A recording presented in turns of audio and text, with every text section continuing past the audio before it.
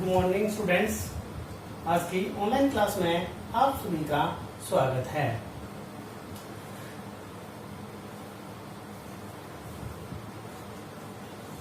लघु बीजाणुधानी या परागकोशिका परिवर्धन, कल की जो लास्ट क्लास थी उसमें अपन ने इसका अध्ययन किया था, लेकिन कल की जो वीडियो डाली गई थी वो वीडियो 46 मिनट कुछ सेकंड 16 सेकंड की थी।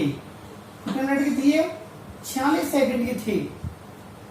इस जो 46 सेकंड की कल वीडियो डाली गई थी, इस 46 सेकंड की वीडियो में से केवल 23 मिनट और कुछ सेकंड 23 मिनट और 8 सेकंड का वीडियो फिर दोबारा पुनरावृत्ति दर्शा रहा था। 23 मिनट के बाद में फिर स्टार्टिंग से इसकी पुनरावृत्ति हुई थी, इसलिए 23 मिनट के बाद का जो वीडियो डाउनलोड किया गया था, अपलोड किया गया था, वो अपलोड नहीं हो पाया।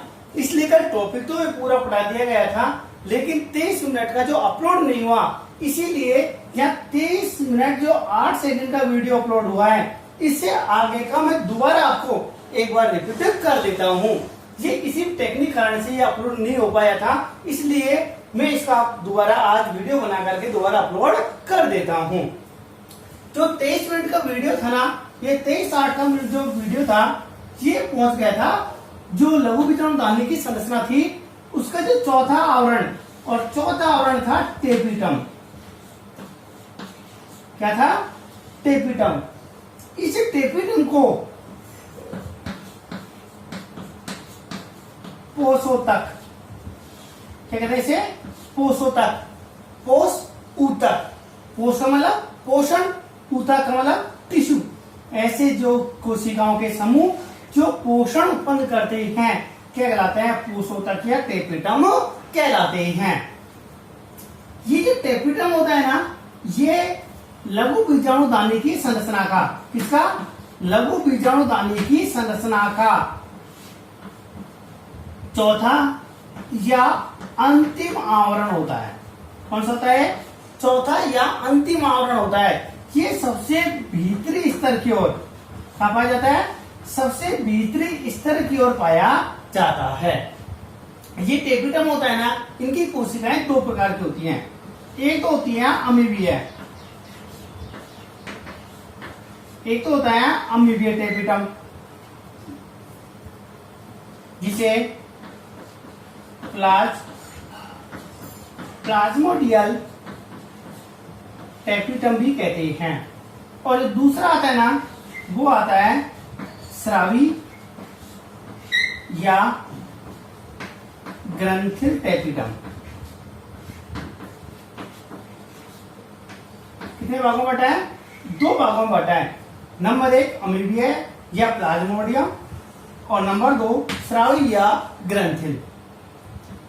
अमीबिया क्या होता है और स्रावी क्या होता है? इन दोनों में ये होता है कि जब ये प्लाज्मोडियल जो होता है ना, ये इसमें तो क्या होता है कि जो इनकी टेपिटम की जो कोशिकाएं होती है ना, ये कोशिकाएं क्या होती हैं? अपघटित हो जाती हैं, और अपघटित होने के बाद में इनका जो जीवद्रव होता है ना, ये जीवद्रव परागकूट में पहुंच जाता है, और परागकूट में पहुंचने के बाद में ये जीवद्रव से मिलकर के और पोषण प्रदान करने में सहायक होता है। एक बार फिर से सुन लीजिए, जो अमीबिया टेपिटम होता है, इस अमीबिया टेपिटम की में इनकी जो कोशिकाएं होती हैं, ये कोशिकाएं जो जीवद्रव भरा होता है, इनका स्फुटन हो जाता है, कोशिकाओं का स्फुटन हो जाता है, और कोशिकाओं के स्फुटन होने से इनका जीवद्रव परागकूटों में मुक्त हो जाता है। ये जीवद्रव उनसे मिलकर के पोषण प्रदान करने में सहायक होता है।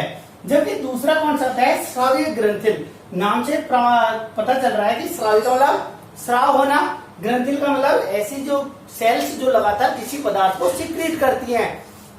इनमें क्या होता है कि जो पोष पदार्थ होता है, इनकी कोशिकाओं से पोष पदार्थ लगातार स्रावित होता रहता है। इसलिए ये 2 प्रकार का होता है, एक अमीबिया और एक ग्रंथिल या स्रावी टेपिटम होता है। अब देखो, जो एग्जाम में क्वेश्चन पूछता है अपन से, एग्जाम में क्वेश्चन पूछता है कि टेपिटम का कार्य क्या होता है। इस टेपिटम का जो कार्य है इसको बोर्ड एग्जाम में पहले भी कई बार पूछा जा चुका है और पूछने की संभावना बनी रहती है, इसीलिए टेपिटम का कार्य आपको याद होना आवश्यक है।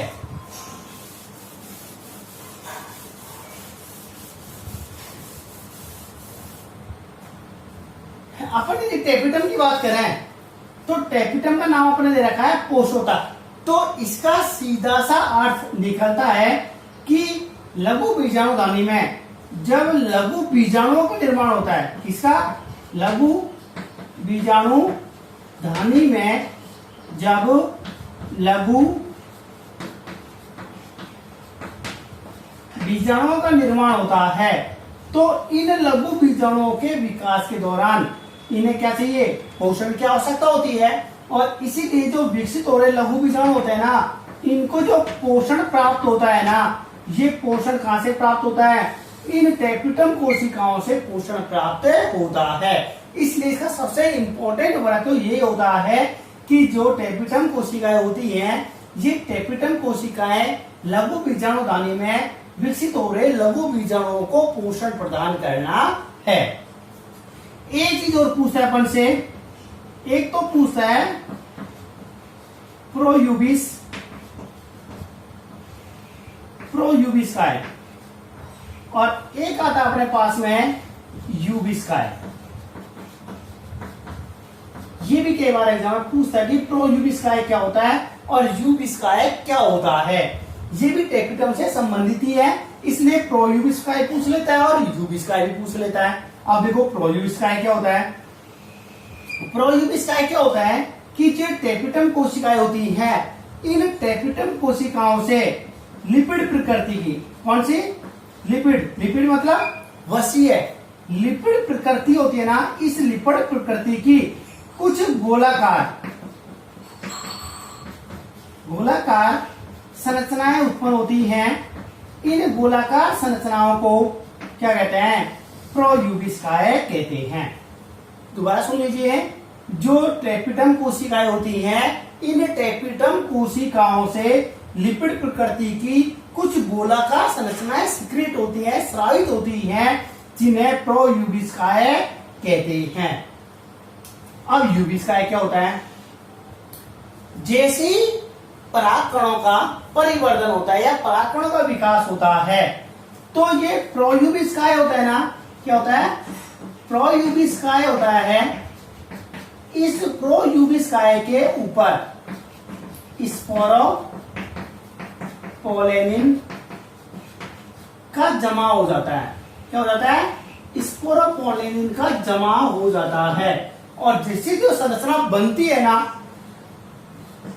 वैसे उत्पन्न संरचना क्या कहलाती है? यूबिस्काए कहलाती है।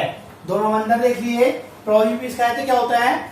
जब टेपिटम की कोशिकाओं से लिपिड प्रकृति की गोलाकार संरचनाएं उत्पन्न होती हैं, तो इसे क्या कहते हैं? प्रोयूबिस्काए कहते हैं। लेकिन जब परागकोश से परागकण उत्पन्न होते हैं, तो इन परागकणों के विकास के दौरान जो प्रोयूबिस्काए होता है, इस प्रोयूबिस्काए के ऊपर एक स्पोरोपोलेनिन का पदार्थ जमा होने लगता है, जिससे यूबिस्काए का निर्माण होता है। ये तो अपने पास कहलाते हैं टेपिटम कहलाता है। क्या होता है ये टेपिटम की कुछ संरचना, टेपिटम के प्रकार और टेपिटम के कार्य थे। ये टेपिटम चौथा आवरण, अंतिम आवरण था, जो आपको स्पष्ट कर दिया गया है।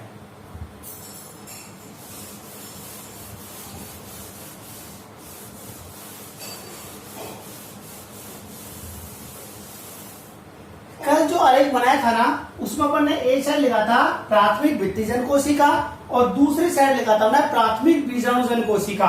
तो दूसरा जो टॉपिक आता है वो आता है लघु बीजाणु जनन। क्या आता है? लघु बीजाणु जनन। और लघु बीजाणु जनन क्या होता है? ये देखिए, अब अपने पास था प्राथमिक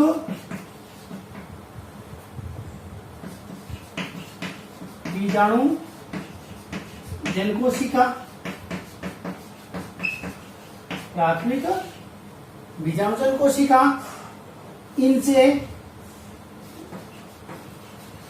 लघु बीजाणु मातृ कोशिका,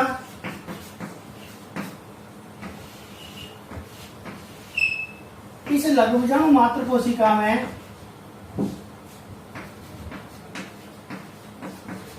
अर्धसूत्री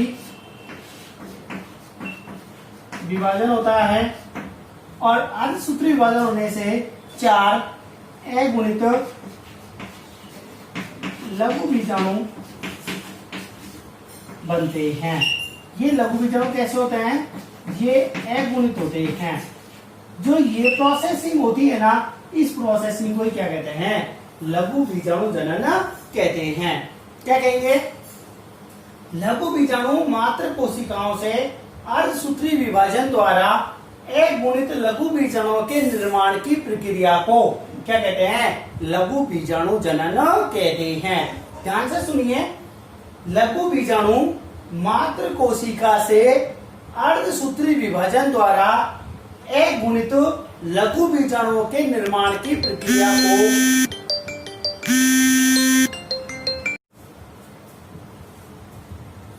क्या कह रहे थे?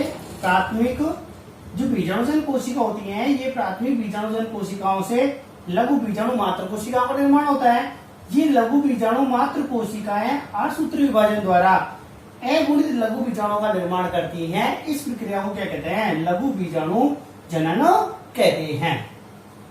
ये लघु बीजाणु जनन क्रिया होती है, तो जो लघु बीजाणु बनते हैं ना, ये लघु बीजाणु बनते हैं 4। कितने बनते हैं? 4 अगुणित लघु बीजाणु बनते हैं। और इन जो 4 अगुणित लघु बीजाणु बनते हैं, इनकी जो व्यवस्था क्रम होती है, क्या होती है? व्यवस्था क्रम होता है। ये व्यवस्था क्रम अलग अलग पात्रों में अलग अलग पाया जाता है, जिन्हें निम्न प्रकार प्रदर्शित करते हैं।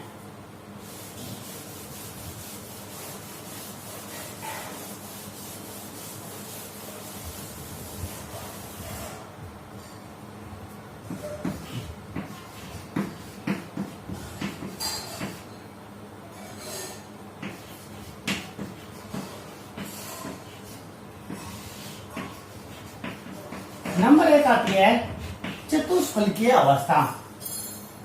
चतुष्फलकीय अवस्था आपने पहले भी सुनी है। चतुष्फल का नाम होता है टेट्राहेड्रल, और आपने हीरे की जो संरचना पढ़ी होगी ना, वो चतुष्फलकीय संरचना पढ़ी होगी। और जो चतुष्फलकीय संरचना है ना, वो इस प्रकार से अपन चतुष्फलकीय संरचना को दर्शाते हैं।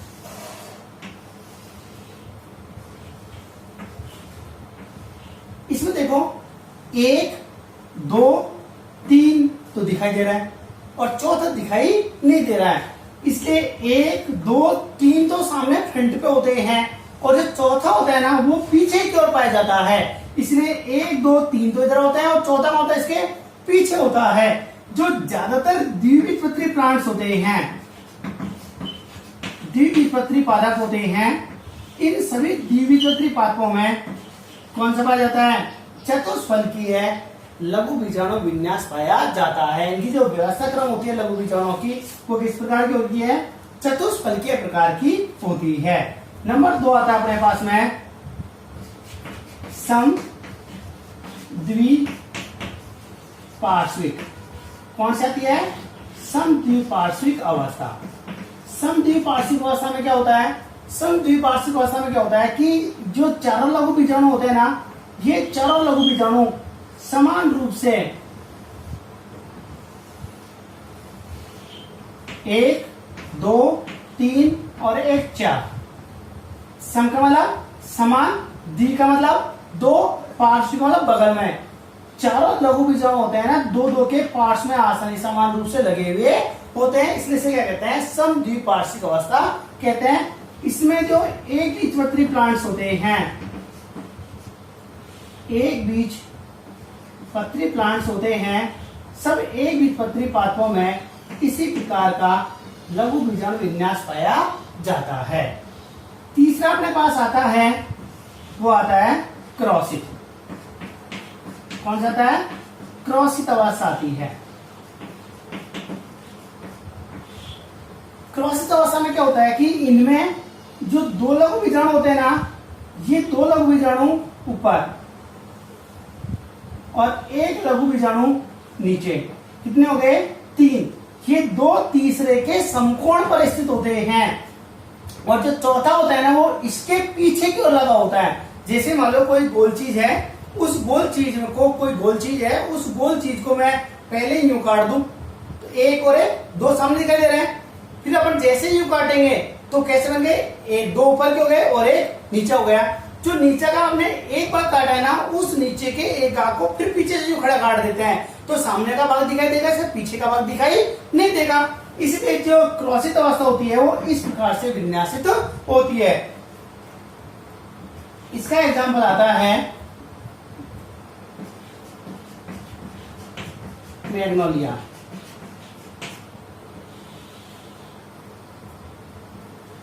चौथा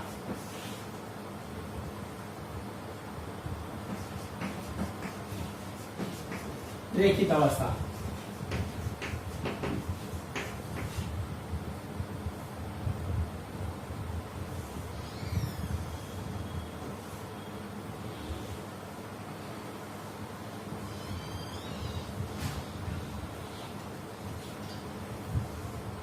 एक, 2, 3 और एक 4। चारों के चारों जो लघु बीजाणु होते हैं ना वो एक रेखीय क्रम में व्यवस्थित होते हैं, इसलिए से क्या कहते हैं? रेखित अवस्था के नाम से इसको जानते हैं। इसमें एग्जाम्पल आता है हेलोफिला। क्या आता है? हेलोफिला। और अंतिम जो 5वां है ये आता है टी आकार। कौन सा आता है? टी आकार। इसमें और इसमें अंतर ये होता है कि ये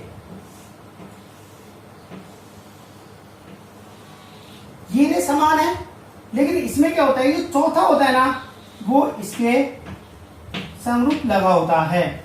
1, 2, 3 और 1, 4 चारों सामने दिखाई दे रहे हैं, तो इसमें 3 दिखाई देते हैं, एक इसके पीछे होता है। इसका जो एग्जाम्पल है, इसका एग्जाम्पल आता है एरिस्टोलोकिया। क्या आता है? एरिस्टोलोकिया। एरिस्टोलोकिया 4-5 प्रकार के हैं और जो 5 प्रकार के जो लघु बीजाणुओं का जो व्यवस्था क्रम है, मैंने आपको 5 प्रकार का व्यवस्था क्रम बताया। इनका एग्जाम्पल डायग्राम आपको याद होने चाहिए। चतुष्फलकीय में 1, 2, 3 दिखाई देते हैं, चौथा इसके केंद्र में स्थित होता है पीछे। समद्विपार्श्विक में चारों सामने दिखाई देते हैं। तीसरा आता है क्रॉसित। क्रॉसित में 2 समकोण पर होते हैं, तीसरा नीचे होता है, चौथा इसके पीछे होता है। रेखित में चारों सामने एक निश्चित रेखिक क्रम में व्यवस्थित होते हैं और टी-शेप्ड में चारों के चारों समान होते हैं, 2 समकोण पर स्थित होते हैं और 2 रेखिक क्रम में विस्तृत होते हैं। ये इस प्रकार से लघु बीजाणु जनन में चारों लघु बीजाणु चतुष्क अवस्था में पाए जाते हैं। ये तो लघु बीजाणुओं की बात हुई। अब एक जो इंपॉर्टेंट चीज मैं आपको बता रहा हूं वो आप नोट डाल के लिखिए, यह ध्यान से देखिए।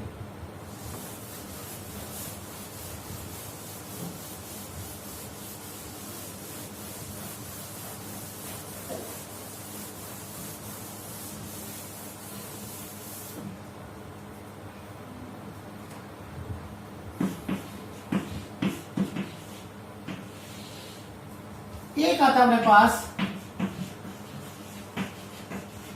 संयुक्त परागकण। संयुक्त परागकण और एक आता अपने पास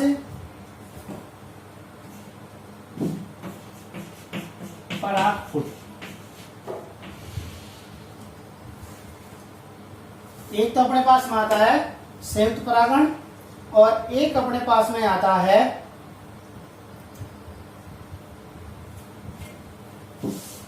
पहले की देख लेते हैं। एक आता है अपने पास में संयुक्त परागण। संयुक्त परागण क्या होता है? इधर देखो, अभी पेपर ने कहा है कि जब लघु बीजाणुधानी का स्फुटन होता है तो लघु बीजाणुधानी का स्फुटन होने के दौरान जैसे स्फुटन होता है तो ये जो चारों लघु बीजाणु संयुक्त अवस्था में थे ना, ये पृथक होकर के बाहर मुक्त हो जाते हैं। लेकिन कुछ प्लांट्स ऐसे होते हैं जिनमें स्फुटन के बाद भी ये चारों जो लघु बीजाणु होते हैं ना, ये चारों लघु बीजाणु मुक्त नहीं होते हैं, ये आपस में जुड़े के जुड़े रहते हैं। इस प्रकार के जो परागकण होते हैं ना, इस प्रकार के परागकणों को लघु जो संयुक्त परागकण है, ये संयुक्त परागकण आपस में जुड़े हुए होते हैं। क्या कहते हैं? ऐसे परागकण जो लघु बीजाणु के स्फुटन के बाद भी परस्पर चतुष्क अवस्था में जुड़े रहते हैं, क्या कहलाते हैं? संयुक्त परागकण कहलाते हैं। इसके एग्जाम्पल अपन देखें तो ड्रोसेरा प्लांट्स होता है, टाइफा, इस प्रकार के जो प्लांट्स होते हैं ना, इनमें संयुक्त परागकण पाया जाता है। एक आता है पॉलिनियम, एक क्या आता है? पॉलिनियम।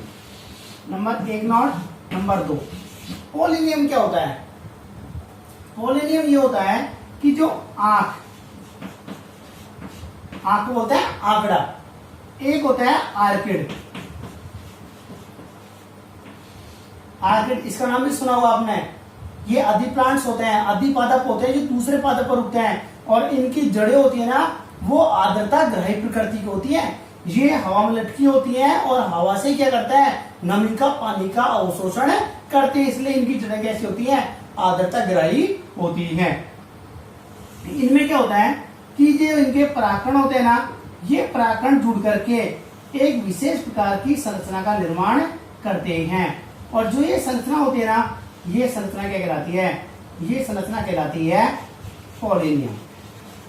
इसमें बहुत सारे लघु बीजाणु होते हैं, इसलिए इसको बहुबीजोन्नता के नाम से भी जाना जाता है। ये संरचना कहलाती है पॉलिनियम कहलाती है। तो इनमें दो चीजें हैं, एक तो संयुक्त परागकण, इसका एग्जाम्पल ड्रोसेरा है, ट्राइबा है, और एक होता है पॉलिनियम जिसमें आंख है और आर्किड है। ये टॉपिक अपना पहला लघु बीजाणुदानी का परिवर्धन या परागकोश का परिवर्धन कंप्लीट होता है। नेक्स्ट टॉपिक और प्रारंभ करेंगे नेक्स्ट क्लास से। ये टॉपिक कल भी रह गया था, कल यहाँ तक की क्लास मैंने आपको कंप्लीट कर दी थी। जो कल का टॉपिक कल अपलोड नहीं हो पाया था किन्हीं टेक्निक कारण से, वो टॉपिक यहाँ तक कल हो गया था, लेकिन मैंने दोबारा इसको बना करके और वीडियो को आज दोबारा डाल दिया है।